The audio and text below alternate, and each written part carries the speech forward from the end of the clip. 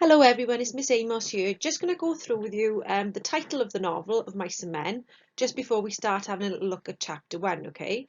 So your teacher should have already told you that the title of the novel is from a poem called To a Mouse by Robert Burns. The poem is written from the perspective of someone who has destroyed a mouse's home by ploughing through it, okay? And the idea is basically about plans that often can go quite unexpectedly go wrong, okay? So the lines from the actual poem are in the blue box on the screen. The best laid schemes of mice and men often go awry and leave us nought but grief and pain for promised joy, okay? So the title basically sparks the idea that no matter how much we can plan for things, some things just don't go to plan. And this is very relevant to us and our lives at the moment, obviously in lockdown since March and so on, okay? So if we know that the title of this book is taken from a poem about plans going wrong, this should be able to foreshadow for us that plans will go wrong for the characters in this book. And if you've already read this with your teacher, you'll know that that's obviously the case, okay? So some questions just to get you thinking as well. What might this tell you about the plot of Mice and Men? That should be quite easy for you. But then also, why would Steinbeck want to actually hint at small things being destroyed by large things, okay? As we know, this is going to be relevant in chapter 1 of the novel and then obviously as the book goes on, okay? So we're now going to move on to just looking at chapter 1 in more detail. Just going to have a start by looking at some key moments in chapter 1 then, okay? Now you've got a storyboard with cartoons there on the screen to help you just remember what happened, okay? And then you've also got the bullet points on the screen as well. So we meet George and Lennie for the first time. They're our two main protagonists. We learn about George and Lennie's relationship, which is really important to understanding the relationship as it goes on in the book, okay? We understand that Lennie's quite different. He hasn't developed mentally. And we get some references to what life is like for the men on the ranch, okay? And why they almost put it off, really, by staying where they are in chapter 1. And then we also get introduced to the dream.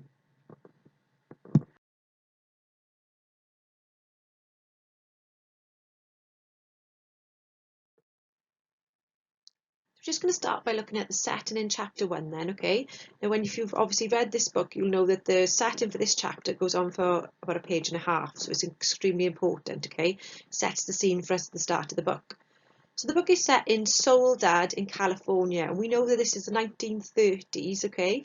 So this is during the Great Depression. Now, Soledad is a Spanish word, and when it's translated, it means loneliness.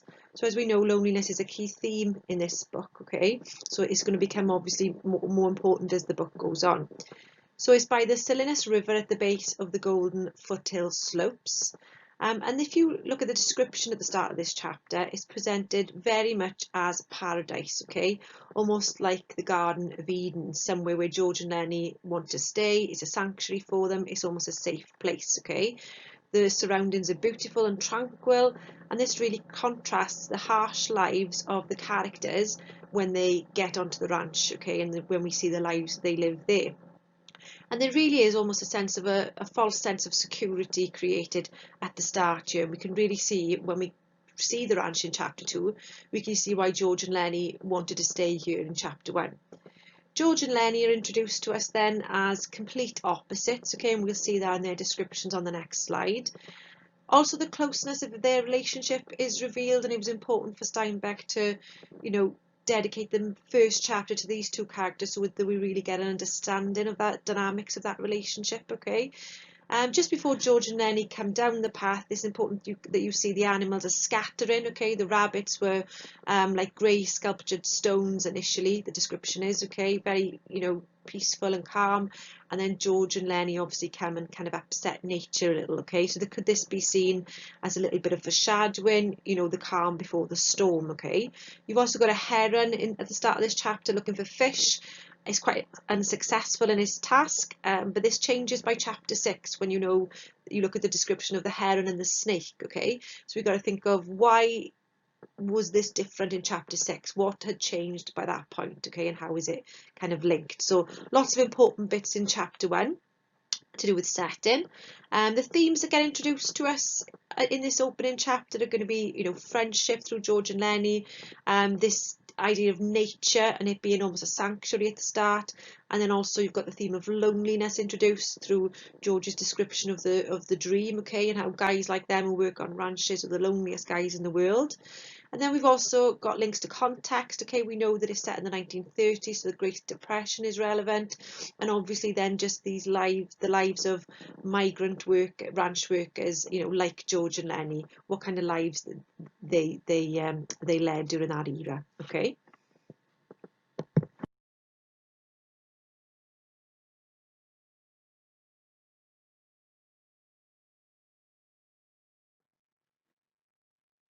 On the screen now then you can see the opening descriptions of both George and Lennie, okay? Now if we start with George, George is the man that's described as walking ahead first, and then Lennie is the one then who stayed behind the other in that opening quote, okay? And we've got to think about what that might suggest. He's also described as being small and quick, okay? So he could potentially be quite fit, okay? He is always quite aware of his surroundings, and this is kind of more so then when you see the restless eyes quote, okay? He's quite aware of danger, he's always on the lookout, on edge potentially, okay?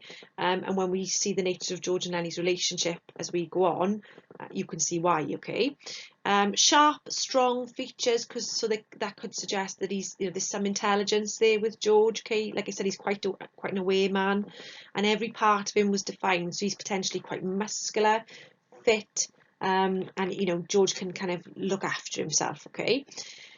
When we come to Lennie then, we can see that he's described as George's opposite. So we can expect to see George being a small man, and then Lennie obviously described as huge. He's described as being shapeless of face, having large pale eyes, okay? So there are no real defined features with Lennie, and the opposite can be said obviously of George. He has got obviously an emptiness almost to his eyes, his face, okay, could imply some lack of intelligence, the fact that he's not particularly bright, and we see that when we read on, okay. He's also described as having wide sloping shoulders, and this might make us think of Lennie as being almost looking like an ape, okay, with the sloping shoulders, so comparing him to an animal there potentially.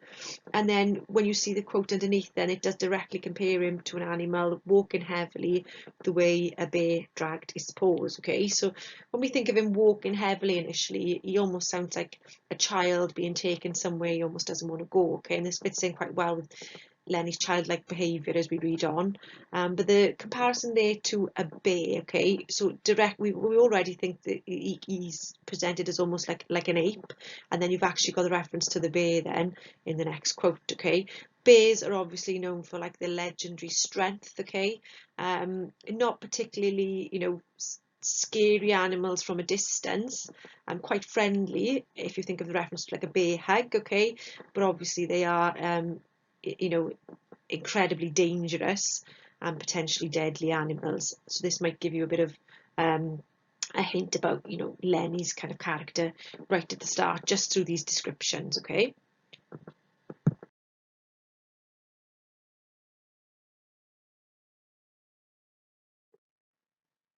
Okay, so we're now going to focus on mostly Lennie at the start of this chapter, okay, and the fact that he hasn't really developed mentally and how we kind of know that, all right?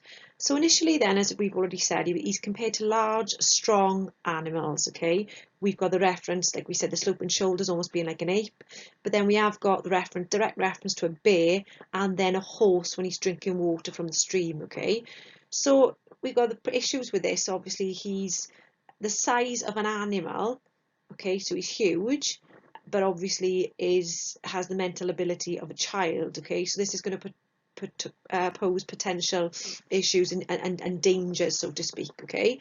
He's described as obviously drinking with long gulps, snorting into the water like a horse, as I said, with a simile there. And then also we've got the walking heavily, dragging his feet a little, the way a bear drags his paws quote that we saw earlier, okay? So we're going to think about what these both of these quotes kind of suggest about Lennie, okay? So obviously he's not developed mentally enough to know he shouldn't technically be drinking water from that stream, like George knows, okay? George warns him of this, that you shouldn't really be drinking water like that, and he doesn't really understand, does he, okay? And then obviously we can see that he's potentially dangerous here in the sense that he's compared to a bear, but doesn't actually really realise this, does he? Doesn't because he behaves like a child, he doesn't really realise the how strong he is, okay? So this is potentially going to become quite dangerous potentially as the book goes on, okay? We've got the reference to Lennie then again as being like a bear with his big paw, dabbling his big paw in the water and wiggling his fingers, okay? So we've got to think of why there's this bear reference again, okay? That's obviously important. Steinbeck is really trying to emphasise to us the sheer strength and size of Lennie through that description and that comparison. But also we've got to think about, you know, on a deeper level, what might Lennie put his hand in the water and wriggling that water, the water going out and the rings of the water then coming back. Well, that might suggest, okay, and we talked about this in class, basically how, you know, actions have consequences, so that things that Lennie does come back to kind of haunt him, so to speak, okay, and there are going to be consequences for his actions, okay. What we've also got here now is obviously the childlike way in which he speaks and acts with George as well, saying phrases like, look George, look what I done, okay? So it's not grammatically correct the way he speaks there, and again it does sound very childlike when a child, you know, does something and they want the adult to have a little look at what they've done, okay? And in this sense it's just a childlike act of putting his hand in the water. Lennie then, who had been watching, imitated George exactly. So the fact that he copies George, okay, he sees George as a role model, he respects him, he wants to be very much like him. He checked to see if he had it just right as well. So this shows, you know, kind of what George means to Lennie. And he's also quite careful not to upset George and let George down. You know, I tried not to forget, honest to God, I did, George, okay? So obviously this is quite frustrating for George that Lennie doesn't remember. And Lennie obviously likes to please George, so gets really frustrated with himself as well. But the only thing he can remember is about the rabbits, and obviously George's frustration is that rabbits are not actually an important thing to remember. What he needs Lennie to remember is about his work card and where they're going, and, you know, not to get himself into trouble and so on, okay? So that leads to George's kind of frustration, okay? And Lennie obviously exhibiting very childlike behaviour here, okay. George then discovers the dead mouse in Lennie's pocket, and he says, it's just a dead mouse, George, I didn't kill it, honest, I found it dead. So obviously he likes to pet soft things, we know that, okay. But what he doesn't also realise, as I said earlier, is his own strength, how strong he actually is. And the fact that he's saying it's just a dead mouse, you know, he hasn't put a lot of kind of value into that animal, and that's all it is. I didn't kill it, honest, I found it dead. So he doesn't realise his own strength, and there's a very childlike pleading at the end there, of his innocence, that he hasn't done anything wrong. So in this chapter we've got obviously the themes of friendship here, but also of authority. So we've got an insight into these two main characters here and their friendship, and, you know, obviously how George takes on more of a role of a bit of a father here with looking after Lennie, okay, and he's got the kind of authoritative role here, okay, with George and Lennie and their relationship. And then we've also got context here as well. So we've still got, you know, life of a migrant worker or a ranch worker in the 1930s, how they, you know, move around the country looking for work, exactly like George and Lennie have done here. But then also you've got this reference to a mental disability and how people might be treated with mental illnesses in the 1930s, okay? Now Georgia has to look after Lennie. We know that Lennie's Aunt Clara has died, and George has had to look after him. And I think this might be an indication of what the issues were like in the 1930s, because people like Lennie with a mental disability wouldn't have been treated very well in these kind of asylums, okay, they'd be badly treated, there was very little support and so on. So obviously George is left to look after a grown man because there isn't anywhere else for him to go. So this tells us something about context, okay. We're going to move on now to look at George and Lennie's relationship and what a kind of father and son style relationship that they have, okay? So obviously in this chapter now we see that when Lennie's drinking water from the stream, George is giving him sort of advice a father would give a child. So you never ought to drink water when it ain't running, Lennie, and obviously Lennie doesn't listen to George very often, and George is saying this hopelessly in the text, okay? Then obviously you've got George's frustration that he's forgot where they're going already. I got to tell you again, do I? Jesus Christ, you're a crazy bastard, okay? So as much as this is showing George's frustration at always having to remind Lennie about different things, the fact that he calls him a crazy bastard as well is potentially quite insulting for Lennie. That obviously, you know, we discussed in the last slide that Lennie has obviously got a mental illness, so calling him a crazy bastard is quite insensitive and a bit of an insult, okay? Obviously we've got the reference to a swear in there using the word bastard, okay? This was commonplace with you know, ranch workers at the time, and George sort of asserting his masculinity, so to speak, okay? So George then goes on to obviously say, the hell with the rabbits, now you listen, and this time you've got to remember so we don't get into no trouble. So the word trouble there would be foreshadowing future events, because obviously it would suggest to us as a reader that Lennie has obviously been in trouble before, because George warns him not to get into trouble again, okay?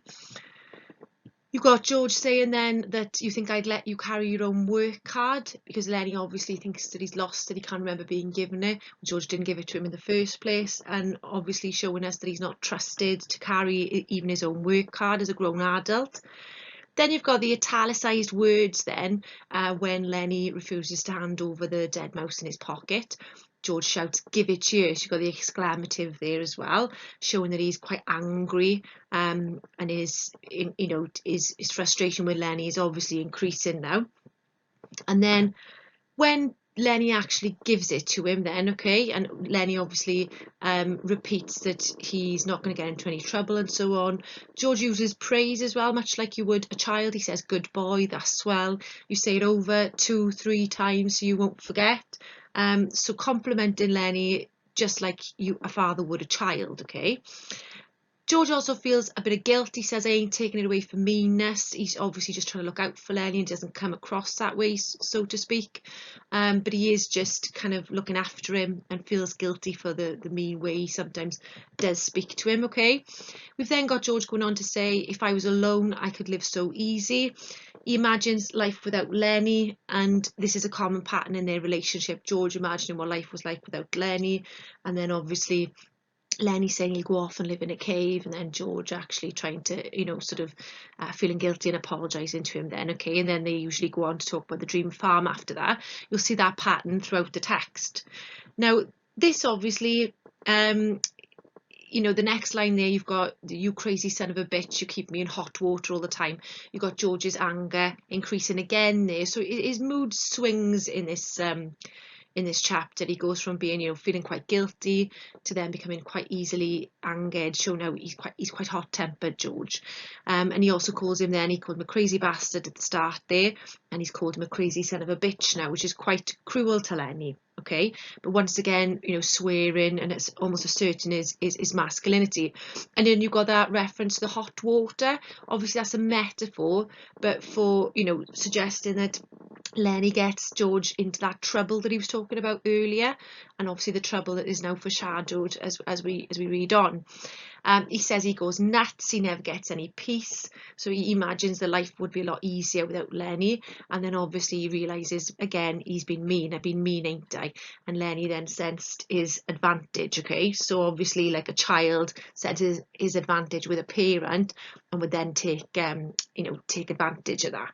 So we do have to ask ourselves, you know, obviously the themes here are friendships, dreams, power and authority, and obviously we wonder why George even stays with Lennie in the first place, okay? So obviously, you know, he must be getting something out of that relationship, and we've got to think, well, that might be, because what would George's life be without Lennie?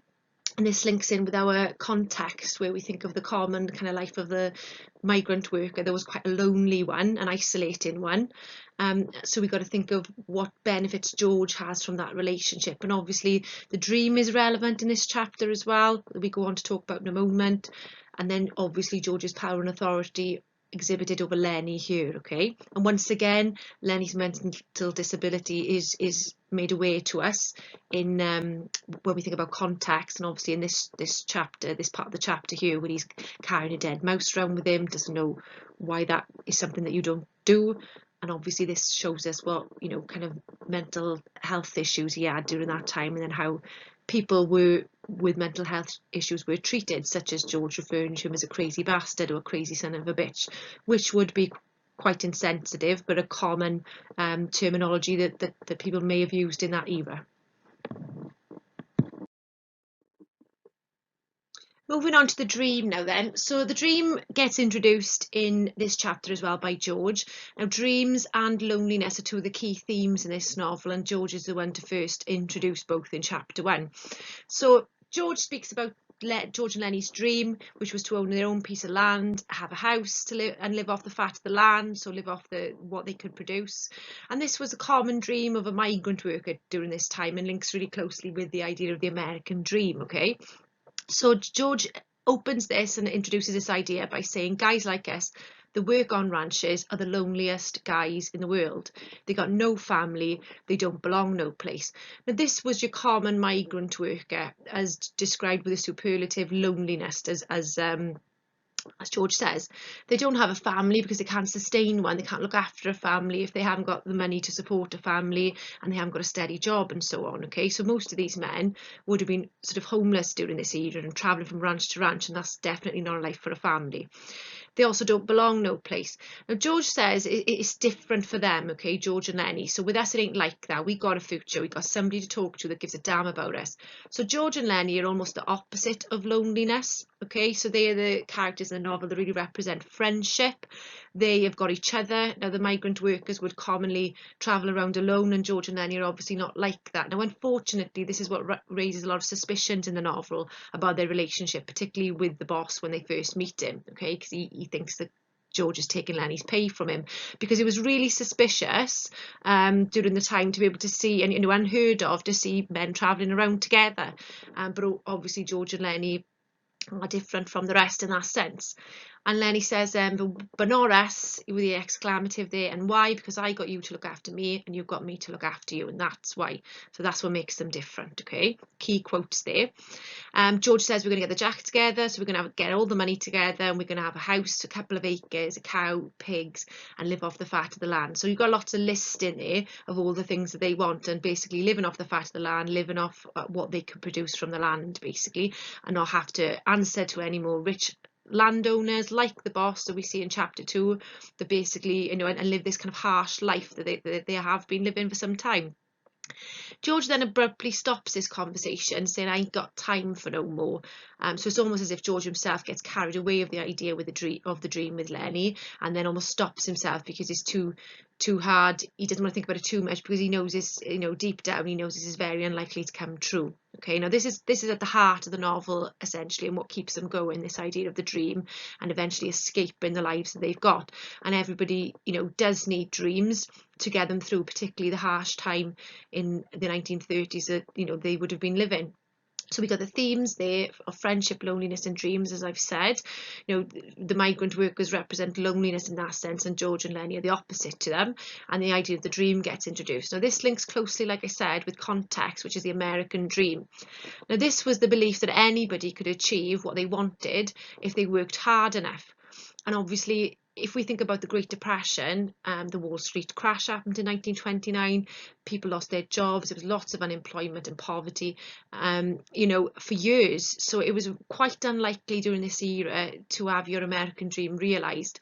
And obviously, I think George is the one that's a bit more realistic about that than Lennie, who obviously doesn't really know,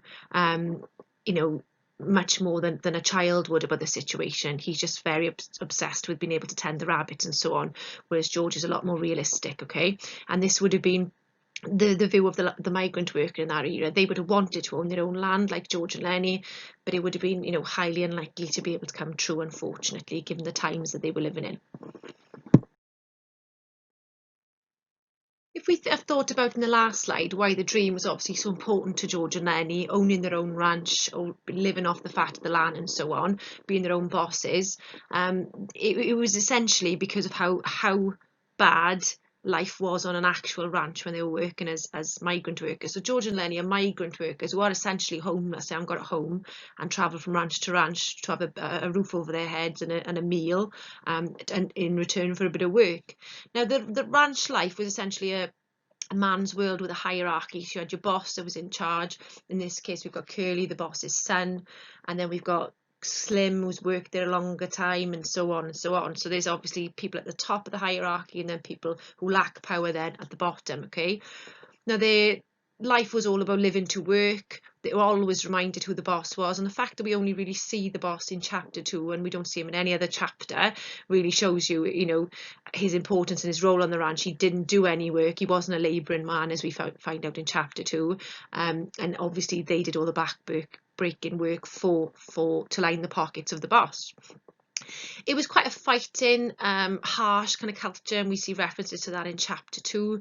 And the ranch was purely functional. There's no luxuries, and again, that's seen more so when we go in to look at chapter 2 on the next PowerPoint. Their playtime, so any time that they had for enjoyment outside of work, was quite strict. They would be limited to playing cards indoors, horseshoes outdoors, going to town on a Saturday night to Susie's place, the brothel, for just some kind of companionship, some kind of company basically of a woman, and then they'd have their Sundays off. The work was incredibly basic, long hours, and it was grueling, which is why George wants to stay where he is in chapter 1 and not have to go and buck barley on the fields, which he knows only too well that it's incredibly hard work, and they're going to need their rest before they go there. So the themes here are going to again be linked to the migrant workers. Now your common migrant worker outside of George and Lennie, because they've got each other, so they're essentially less lonely than the other migrant workers. But the theme of loneliness is obviously really important to just the migrant worker in general. Ranch life, it wasn't much of a life. You can see there, it's a job, it's money, but they don't get paid much. Okay, $50 per day, which went down to $190 during the 1930s in the Great Depression, which is quite shocking figures there. Migrant workers, lots of them travelled looking for farm work, exactly like George and Lennie, and the only difference with George and Lennie is that they've got each other at a time that was incredibly tough during the Great Depression in the 1930s. So what do we learn about their dream then? Now, we talked about this a little bit earlier on, but obviously you've got them wanting, as George says there, a little house, a couple of acres, a cow, some pigs, and then to live off the fat of the land. Now, essentially, they're not asking for much. They just want a small place with a bit of land and basically to live off the crops and be their own bosses. They want security, they want protection, they want a safe environment to come home to, they want to be able to work for themselves and not be at the mercy of these bosses, and ultimately they want friendship. Certainly Candy does. Obviously he wants to be in on George and Lennie's, doesn't he? That's why he tries to get in on the dream farm. So George and Candy tend to continue this idea going throughout the text of planting their own crops and then seeing the fruits of their labour, rather than planting crops for somebody else only to put money in somebody else's pocket. So again, this is not a big dream. It shouldn't be completely unattainable if we forget about the era that they're living in, which is the reason why it is unattainable, unfortunately. But they just want something small to call their own: independence, protection, security, like I've said.